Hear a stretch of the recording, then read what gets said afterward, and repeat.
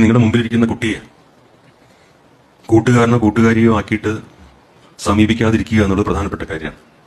പല അധ്യാപകരും ചെയ്യുന്ന ഒരു എളുപ്പപ്പണി കൂട്ടുകൂടുക എന്നുള്ളതാണ്. ഞാൻ പല സ്കൂളിലും മുമ്പ് നിരീക്ഷിച്ചിട്ടുള്ള കാര്യമാണ്. അതാകുമ്പോൾ കുട്ടികൾ ഒരിക്കലും ദോഷം പറയില്ല. ടീച്ചർ നല്ല ടീച്ചറായിട്ടോ എന്തും പറയാം. കുട്ടികളുമായിട്ടൊരു ചെങ്ങാത്തം പോലത്തെ ഒരു ലൈൻ ഉണ്ടാക്കി വയ്ക്കുക.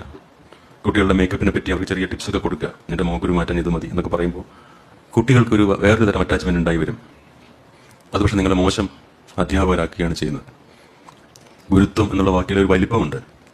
ആ വലിപ്പത്തിൽ നിന്ന് ഇറങ്ങി ചെന്നിട്ട് ഇവരായിട്ട് കൂട്ടുകൂടി ഒരു ഇഷ്ടം ഉണ്ടാക്കി വെച്ചിട്ട് എന്നെപ്പറ്റി അങ്ങനെ ആരും കുട്ടികൾ മോശമൊന്നും പറയില്ല എന്നുള്ള വിശ്വാസം ഉണ്ടാക്കാൻ വേണ്ടി സൂത്രം ചെയ്യും പുതിയ കാലത്തെ അധ്യാപകർ.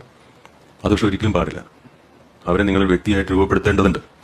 നിങ്ങളുടെ കയ്യിൽ കളിമണ്ണ് പോലെ കിട്ടിയിട്ടുള്ള ഈ പുതിയ തലമുറയെ നിങ്ങൾ ഉരുവപ്പെടുത്തി കൊടുക്കേണ്ടതുണ്ട്.